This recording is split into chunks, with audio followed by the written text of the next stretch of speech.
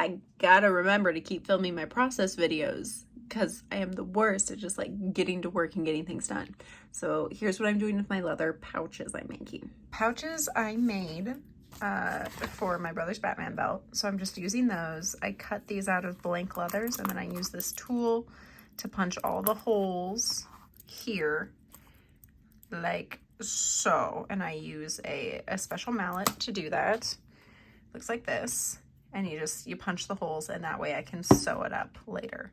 But next I'm going to tool a design onto these so it's not just blank space. I'm going to add a little detail to it. I don't have a design particularly in mind for what I want to do with this yet, but I do have some cool stamps that I know I want to use. They're kind of scroll stamping. I picked these up at Hobby Lobby because they were on sale, and I got a bunch of different ones. But what you do is you choose whatever kind of design stamp you want to go on your leather. You wet your leather. Don't soak it, just wet it. So you can use a spritz bottle. I use a damp washcloth. And then I have this little tool. You just put it on top here, wet your leather, place it wherever you want, and then you it in.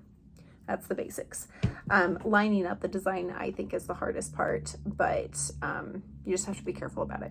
So here we go. I bought this stamp specifically when I did my steampunk rug because I did a lot of leather tooling in that, and I was like, oh, looks like an axe. I gotta use it. I don't think I'm going to use it on this one. Maybe a little bit just as an accent here or there, but this is a cool stamp. Here, I'm just going to give you an example of how we do this. I have a cup of water with a sponge over here. Make sure you don't get water over everything like I just did. We're just going to wet these two down so it's even, nice and even. A lot of times people say let it set for a little while so the water soaks into it. You can do that if you want. But just to give you a demonstration of what I'm doing, I'm going to just take this really cute flower stamp. I'm going to line it up in between my holes here. Just like that, kind of get it even. I'm just setting it lightly so I can line it up first. And then we take this giant hammer, and I do one hard tap and one light tap. And you see right there how it transfers that design nice and cleanly into your leather. And then if I do a pattern all up the edge here, I'll just have a cute floral pattern going up the side of my pouches. Something to note that your weight of leather you use is going to dictate how hard you want to actually stamp your leather. I'm using very lightweight, so I'm not putting a whole ton of pressure on it. So this is going to be just on the side of the pouches, just to give a little bit of a decoration. I'll dye them a darker brown. I actually have an antique stuff that I can run over it to make it look a little bit more worn, and then dye them.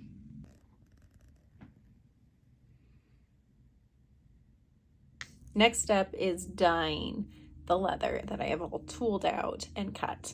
I have two dye colors. I'm going to try light brown and russet. I know I've used these both in the past. I just don't remember what color does what. So I'm just going to do two tester swatches first, and then I'll decide which one I like. It's always a really good idea to wear some protective gloves when working with the leather dye because it will stain real bad. I probably wasn't wearing the best shirt, but I've got a nice workspace that I'm used to using, so I'm not too concerned about getting it on my clothes. But just forewarning, this stuff gets on you, it will not come off. I have all of the back side of the leather. I did it in yellow with this EcoFlow water stain yellow, and so it's all the back side. So inside my pouches, it's going to be a brighter yellow over brown color. Now I'm going to go over the outside with this Fabling's light brown pro dye. I'm going to use the same method, put it in a bin, and then swab it on with these little cotton wool daubers. My method to put it on so it's less streaky is to go very, very quickly in circular motions and then back and forth hashing it like you learned in art class. Basically, you go in multiple directions so it doesn't look so streaky. So I will be doing that to all of the outside pieces and the belt that I have. I will have to go back and do some touch-up dyeing later because I have to put the hash marks where the belt's going to go through the pouches. But right now we're just getting a preliminary dye job done, and then I can perfect later. I get 90% of my leather supplies and leather from Tandy Leather in my hometown. It's a great supplier. I got a belt blank and just wet shaped it into that serpentine shape. This helps it have that classic rogue sling across her hips instead of being straight. I have currently dyed, tooled, and done a layer of oil. I oiled this leather, and now I have started doing some detail painting into the embossed designs. So each one of these little pieces, I've started going in and just doing some cute little detail painting to accent. Next thing I'm going to do is take some green paint and go in the vine work. Not all of it, just little accents to add some individuality and pop of color.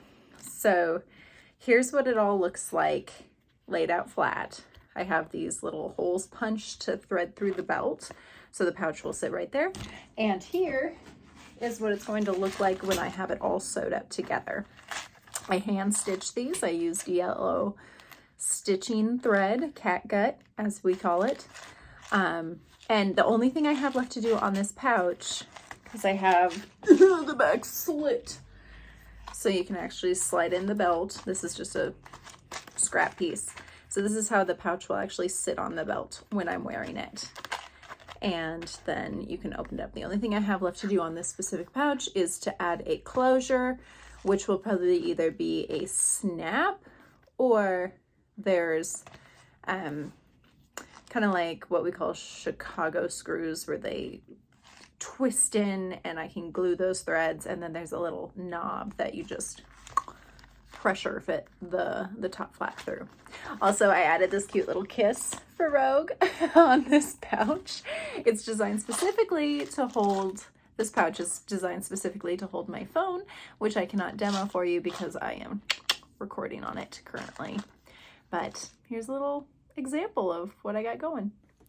For all this little detail work, the yellow and the green, I use Angela's leather paint. It works so well, it's easy to use. And I'm using the teensy tiniest of brushes to get into all that tiny little vine work.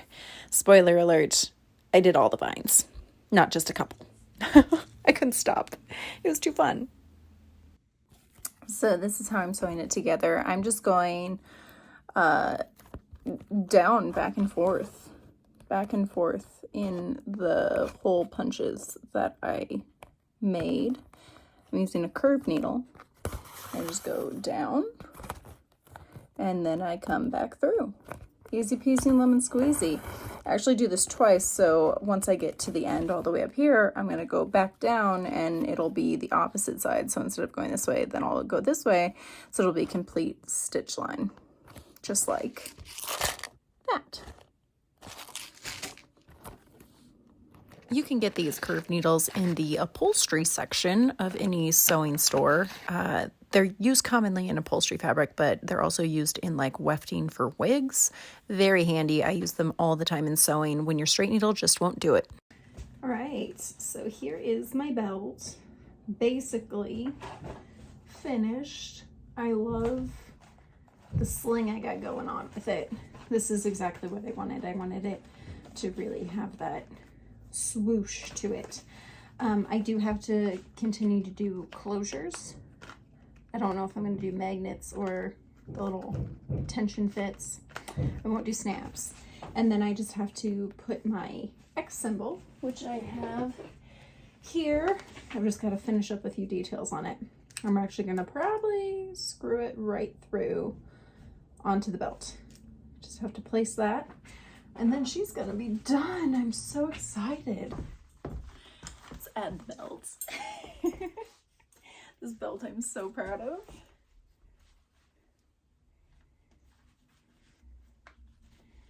So it just buckles on this side. I've got to trim my nail because it's gonna start snagging things.